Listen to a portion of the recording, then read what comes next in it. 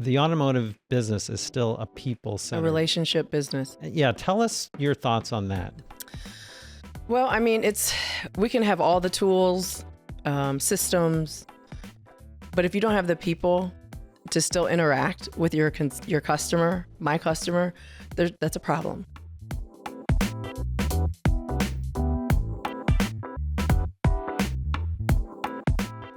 Hello and welcome to the Walk Around podcast powered by JM&A Group.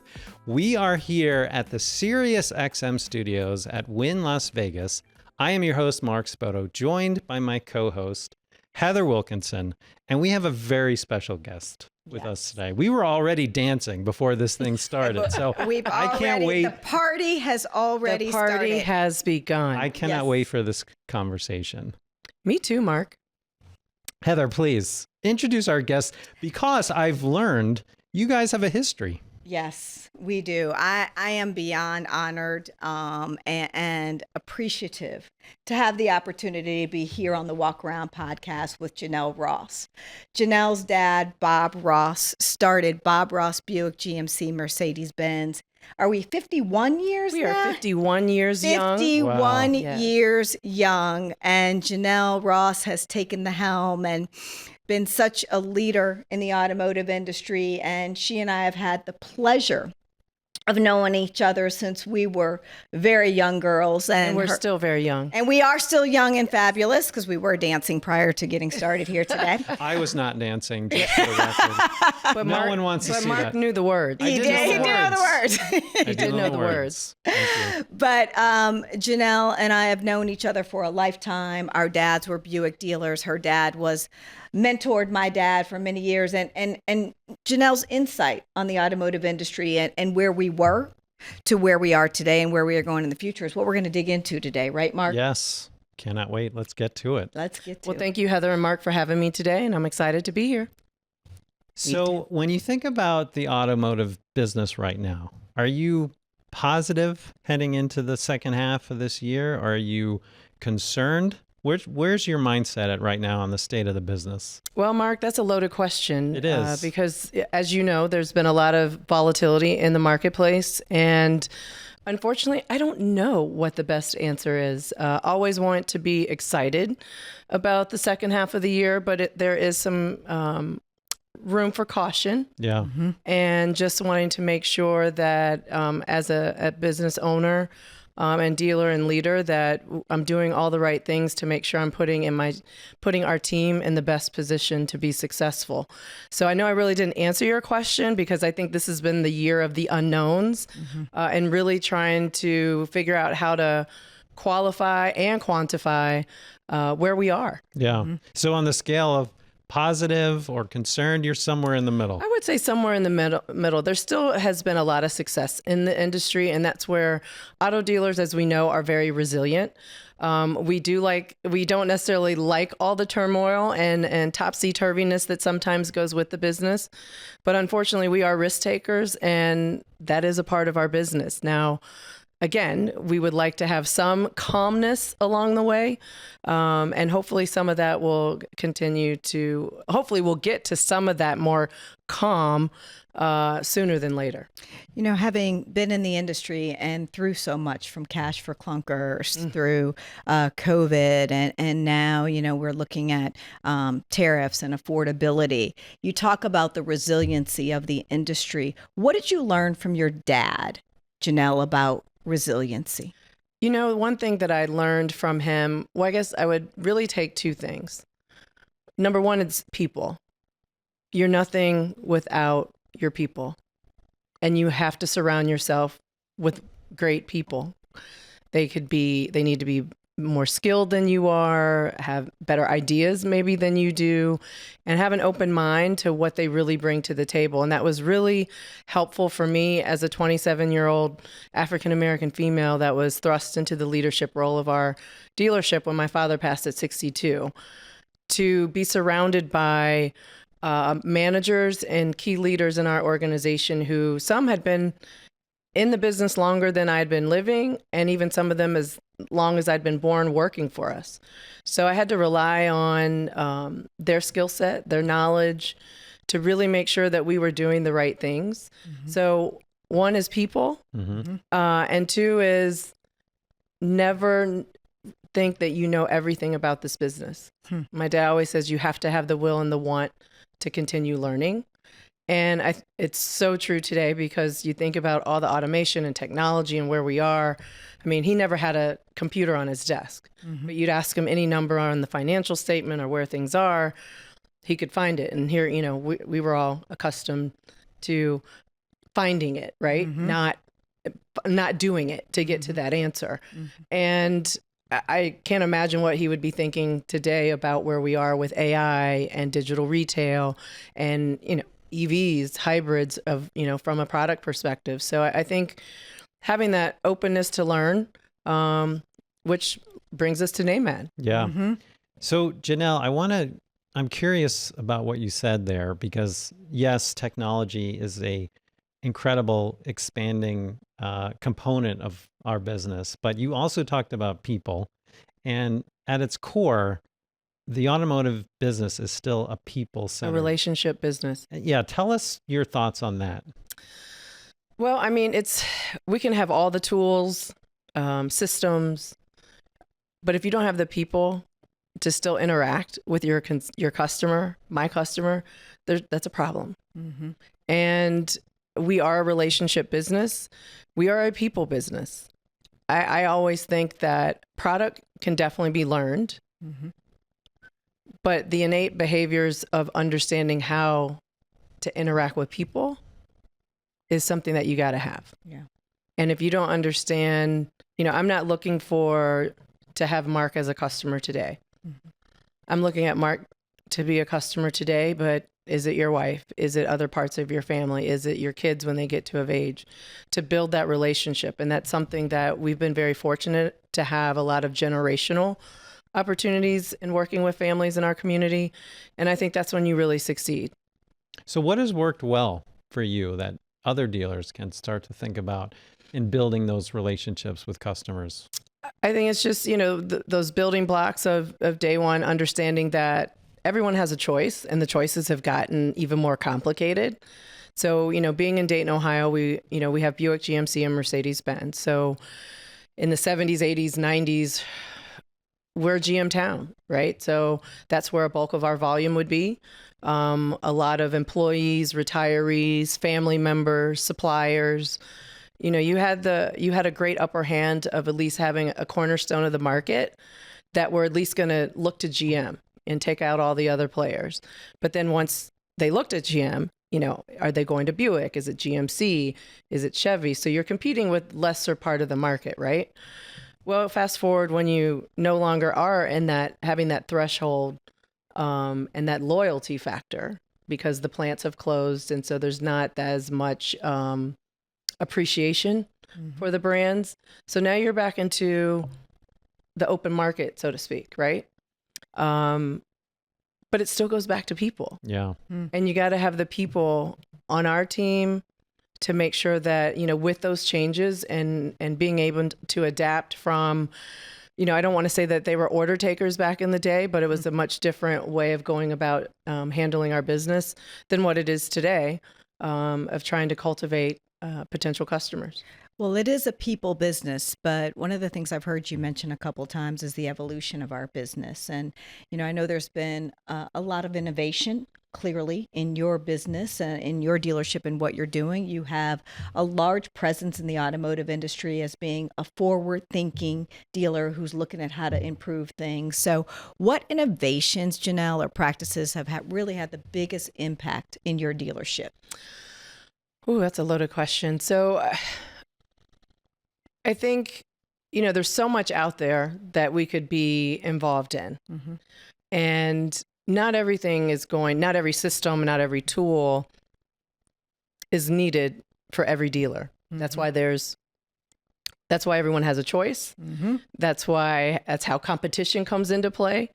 And you really, you know, as a leader, as an owner, that's where you have to really look at what we represent, what our brands are, what are the needs of our customers. Because let's face it, a Kia customer may have a different set of needs than even a Buick or a GMC customer or a Mercedes-Benz customer.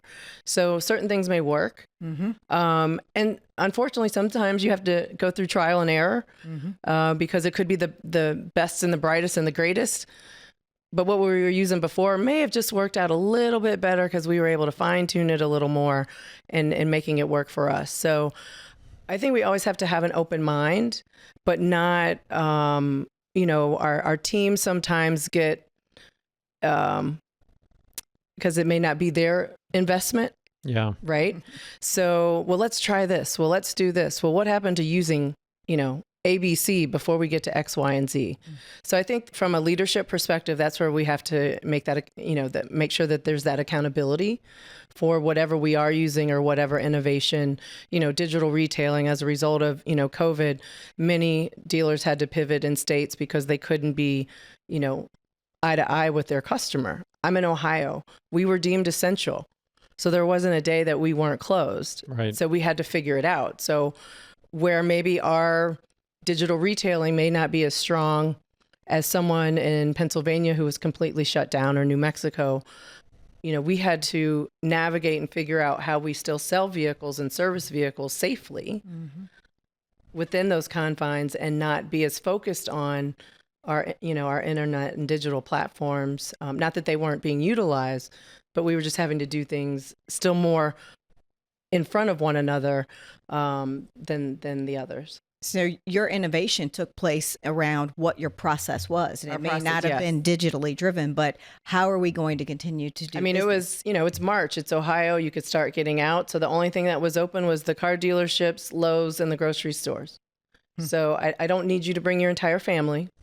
Think about it, to look for a car. So, on one day, we had to start putting signs up, 2 per family, because you can walk around the lot, but you cannot come in. Because I still am responsible for our team, and not knowing, there in 20, there were still a lot of unknowns. In 22, 23, there were still a lot of unknowns. So just really trying to navigate through that process and making sure that we were providing a safe environment for our team and our customers. Jenell, I want to go back to people a little bit, because, even with the best digital retail technology or the most dialed in process, you still need a really engaged team and a strong team to make your dealership a success. So talent retention, it seems to be an ongoing challenge. It's a true challenge. So what are some things that you guys have done in terms of retaining, attracting talent into your business? One thing I think I've been very blessed, like I said early on about the longevity of our team, even when my father passed. I just retired the last 2 managers that worked for my dad, and he passed in 97. They just retired in 2021. And I had a bulk of them retire from 17 to 19, right before the pandemic. So on top of going through the challenges of just survival, I'm going through the challenges of bringing on a lot of new managers, younger managers, that don't know me, don't know necessarily how we operate. Don't know your dad's history. Don't know the history. And I'm used to being, hey, Mark, you know what I'm thinking? Go ahead and finish it. You and Heather got it. I don't even need to finish what I'm talking about. So I had to realize that I've had to take a lot of steps back and, provide that education, provide that knowledge, that background. And COVID's changed a lot of things. It's changed the mindset. I think it has made us realize we can be more flexible. We don't always have to, and I think the younger generation, to their kudos, maybe, why are we doing this bell to bell? Yeah. When I can be out enjoying my friends or my kids or my wife or family, what have you. And it's made my generation have a different outlook on why we are doing this bell to bell. So some good, some bad. And, I think that's where the flexibility comes in. So now we're having different conversations with team members, potential team members coming on board, of realizing maybe it is not a bell to bell situation. Maybe it's something that can be, co-partnered in a way based upon a timing perspective, because you do have the skill set. those conversations, I don't think a lot of us were willing to have pre-COVID because we're of the retail mindset that, in order to sell a car, you got to be there. Even though your shift is on that day, 9 to 2 or 9 to 3, that person may come in at 5. Right. And so, I think that's, I will say it has been a true struggle. And I'm still trying to figure out where all the people are that are hiding in somebody's basement, because everyone's looking for great people, and you see, where unemployment's so low, but we're not always getting what we need or what we're accustomed to. And not without, we understand what we need to train and really and may have to bring more people along and groom them and grow them on your own. And that's where making sure that we're doing the things in the community to let people know what automotive retailing is about, because I do think we have a bad rap of who and what we are until they get behind our walls and see what we do. Jenell, someone like you is a true inspiration to women that are in the automotive retail space. How do you go about supporting, because I know you support them, and finding women to get into the automotive industry? And what do you think is holding them back in 2025? So there's a lot of talent of women, especially women of color. And I just left the WOCAN luncheon in our industry. But it may be access. What do you mean when you say access? I mean, being in the room, having the opportunity to be a part of WOCAN. You think about when we started in the industry, seriously, obviously we grew up in it. There wasn't that sounding board for women, whereas male dealers have 20 group meetings. Even from a minority dealer perspective, there's opportunities to meet and have those collaborations. But for women, that it really hasn't been, and even though, and nothing to despite the women's networks that have been out there in later years, WOCAN kind of brings together the OEM, the supplier, as well as the dealer side, and bringing all of that together. And that's not something you customarily see. No. So I think they definitely have created something that's needed in a very comforting space of not just networking, but really celebrating one another. And I think that's what is a good start to what we need to get more women involved in the industry. And especially from a retail perspective, always want to see more women. Been very blessed to always have women in key roles in our dealership that were traditionally not women, that a lot of women may not have held, like service advisors. We've had body shop managers. My best parts counter are in both stores are women, obviously salespeople, but it's been a struggle to get those. My comptroller, my strongest finance F&I manager is a woman. So we can definitely do the job. They just need the access. Yeah, that opportunity. Yeah, Jenell, take us back. You said you were thrust into this position and have become a pioneer of leading a dealership group. Take us back to what that feeling was like when you first got into it. Like, were you scared out of your mind? Were you excited? Like, what was that like? And then how have you learned from those experiences? Well, unfortunately, it was a Sunday, and my mother and I had been out of town. My dad stayed back. He was at home, and we got a call. And immediately, once finding that out, and Heather's heard these conversations, it's like when you find out that a dealer owner passes, it's very customary for the troops to just flee. Mm-hmm. They're going to go somewhere else because they don't know what's going to happen and what's the stability. They're still worried about their families, which is what they should be, and their positions. So that Monday morning we went in. This is 28 years ago, so no internet, but people had the police scanners. Yeah. So they would find out. I was like, oh my God, like, how do you even know this? But, and unfortunately news travels fast, good or bad. And it was a very calming effect of everyone was, we're here for you, whatever we can do. we're here to support you. They were like, he's been a father, he's been a mentor, he's been a brother, he's been my boss, he's been a friend, he's helped my kids. So it's something that I had not heard, because I had heard plenty of times at the dinner table before the tragedies around those situations. We have a receptionist who was, at that point, would have been with us 10 years. She was like, oh my God, I'll never be able to say, you've kind of, what is it? Thank you for calling Bob Ross Buick. And I was like, all right, well, you go home. I'll answer the phone for the day, because the phone's like ringing off the hook. And we had just the opposite. We just had all the support. We lost no one. Everyone banded around us and really saw it as a great opportunity. Now, mind you, that didn't mean that everyone wanted us to succeed or me to succeed. My mother made the decision for me to step into the dealer role. So I went enrolled in the dealer academy through NADA after 6 months after he passed. So that first year and a half is like a blur, because I was trying to do the academy and run a dealership. But I was very thankful that I'd gained and earned the respect of the managers and key leadership. How do you think you did that? Well, I went in with understanding that they know way more than me. And my dad did not go to college. I graduated from Emory University. And so at first he was like, well, you don't want to work in the car business. You graduated from Emory.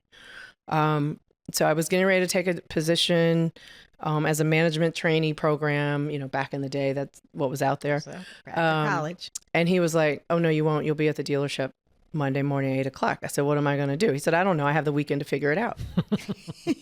I was like, okay. And that is so real, dad. right? So I got there Monday, and, this was 92, 93. And customer satisfaction indexes were now all the rage of, our industry. Whereas, you got to be compared to the Ritz and the Nordstroms. And so he said, well, figure all this out. Figure what out? He said, well, we need a program, and we need, to figure out how we're going to, find out how satisfied our customers are. Mm-hmm. The Sewell Cadillac way. Remember the Sewell Cadillac way? Yes. So that's how that was my indoctrination into the real side of the business after working, holidays and summers and that time and after school. But that allowed me the opportunity, when you're dealing with customer satisfaction, you're dealing with the good and the bad of every department. Something good can happen somewhere, something bad. You get calls and you're calling people like, hey, how was your service? How did you enjoy your delivery process? Well, the owner, he's crazy. And I'm like, okay, well, now you're talking about my dad, but I can't really say you're talking about my dad. So, you learn, and I had the opportunity to go, if I didn't know something, to go to that team and say, hey, what does this mean in regards to why they're not happy with their service on what we did, or what happened in the finance office that, what they thought was going to happen. And so I just earned their respect. Yeah. And didn't know at the time that I was really going to need it. Yeah.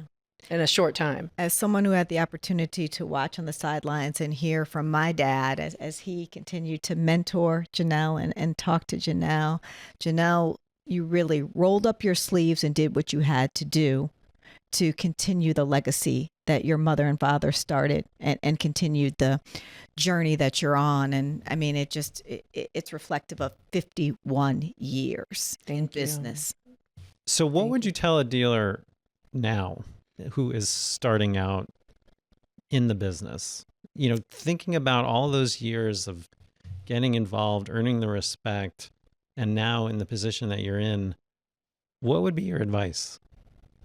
Surround yourself with the best talent you possibly can. Have an open mind to make the changes that are necessary to stay nimble and valuable. Don't ever stop learning. And something my dad always said, sell a few cars, make some money, and have some fun.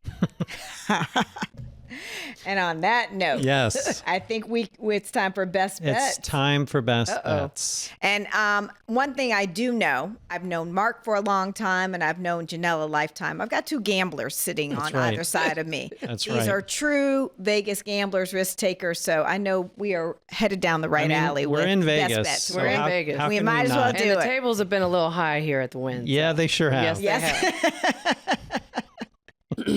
Okay, so here's how it's going to work. We're going to throw out a trend or a hot take on something in the business, and we're going to ask you, Jenell, to tell us, are you betting it or are you forgetting it? Okay. Okay? You ready? Mm-hmm. Okay. Here's the first one. Gen Z will shop for cars entirely on mobile, no desktop, and they don't want to go in store. Are you betting that or are you forgetting that? I'm forgetting it. Okay.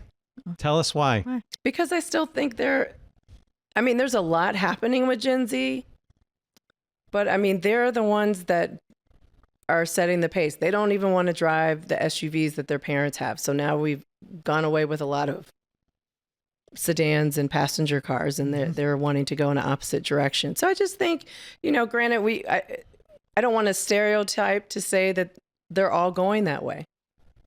Okay. Because I don't think they are. Yeah. Okay.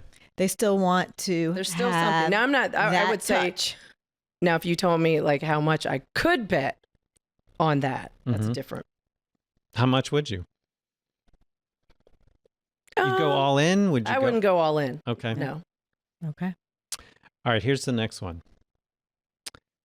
Customers will soon expect Amazon-style delivery of cars. Betting it or forgetting it? We've seen so we've seen some success, obviously, with Carvana. There is. With other retailers in that nature, but tell us, why do you think that's a forget? Well, is there a time frame on this? Or are you saying that it's totally going to be? Totally. With no time frame? Correct. Forgetting it. Tell us why. Because there's still too many people that really do come in and want to take advantage of the experience. But again, that's one of those. If I didn't have to go all in, I would hedge that. Right. And it goes back to what we were saying. Like, this is still going to be a human we're not driven people business. It's like we want it to be totally transactional, but it's not. Yeah.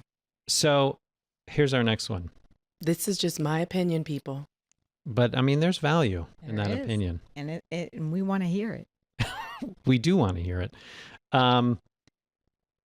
Consumers, this is something that's close to our heart on the F&I side of the business. Consumers will expect to see F&I pricing on the vehicle display page. Repeat that for me. Consumers will expect to see F&I pricing on the vehicle display page. Product pricing. Product pricing. Yes, product pricing. Bet it or forget it. You got some hard. I'm gonna have to go. I'm gonna pause. Okay. She's gonna stay with her hand. She's gonna stay with her hand. I'm going on the pass. It's a push. Yeah, it's a push. That's a tough. I know things are changing and evolving, and we have to have an open mind, but I just don't know if you had time frames on these things, then I would have a more definitive answer. Okay, that's fair. Fair enough. If you told me by 2030, I would say definitely forget it. Forget it. Okay. So we could see it. All things are possible. That's right. Because who would have ever thought we're to an AI situation? So I'm not ruling out any of it. All right, so let's go back to the people side of things. The best new dealer hires will come from outside of the automotive industry. Betting it or forgetting it? Since I haven't gone with it, I'll bet it. Okay. So you see there's potential in hiring individuals. I think so. Yeah. I think, unfortunately, I think that's where we're running into areas of opportunity. We won't say concerns. We can get into the mode of from a local perspective, I'm in a smaller market and there's only going to be so many people that are involved in a dealership, right? And so it's like, okay, well, they used to work for you or they used to work for you. And now, so it's that revolving door. Is that really what we need or want to grow and move forward? So I think we do need to bring individuals in that have been in maybe other types of sales or marketing positions, because you have to think, 20, 30 years ago, some of the positions that we have on our team didn't exist. It wasn't really customary or needed to have a college degree. But now it's like, great, you have, different thought leaders from a marketing perspective, product concierge, these internet specialists. I got diagnostic technicians that are, filling out a room with a problem. They got to be able to navigate and read and get into the nitty gritty of things. And it's, not just turning wrenches. It's a different person. Mm-hmm. Higher that skilled. we have today. Higher skilled. Well, I think we are between happy hour and that's right. So do we want to go with our $1 million? Poker chip? Yeah, the poker Okay. chip. So Jenell, Last question, Jenell. you're at the table and you've got $1 million poker chip in front of you, and you've got to place that bet on one investment in your dealerships. Where are you placing that bet? From a department perspective? From a department perspective. Wherever you think Wherever is you the see. most, where are you Needed? going to get the most value in that investment? People. How It's a so? theme today. I think so. It is a theme. Tell us more. Can't do it without people. Uh-huh. I mean, right now, there's 100 people back in Ohio that are making things happen before the end of the month. So is it hiring practices? Is it retention It's all of it. practices? It's I mean, all you of it. gotta, I mean, it's a one whole collaboration of making it work, because even though I have 3 buildings, even if I'm there in one building, there's got to be people in the other buildings and the other departments that are getting things done, understanding why they're there, how their position plays into the entire organization. One thing that I always say to everyone on our team is when someone says, oh, and I did this and I did that, and I'm like, really? So I understand you sold the car. Did you clean the car? Did you PDI the car? Did you gas the car? Did you wash the car? You just sold the car. Did you do the paperwork on the car? So there's no one on our team that I said, and I asked them, I said, who here can do their job 100% on their own? You got to sit back and think. Mm-hmm. It takes a team to make it happen. Coming in for service, the the advisor, the lot tech, the technician, all the way, the parts department, all the way through. It's a team. It's hard to argue at that point. It is hard to argue. So do I still get the $1 million? You said. Well, at the end of the day, Jenell, it's a people business. And Yes, it I is. would say the legacy that Bob Ross and Ray Wilkinson have left for the two of us. The automotive industry is lucky to have us, and we are very lucky to have you on the Walk Around I totally podcast. agree. Thank you. Thank you, Mark and Heather, Thank you, for having Jenell. me. Appreciate the time. Thank you. We really appreciate you joining us today on the Walk Around, and we hope you enjoyed the episode. Please be sure to like, share, subscribe, and follow us. We look forward to seeing you next time on the Walk Around.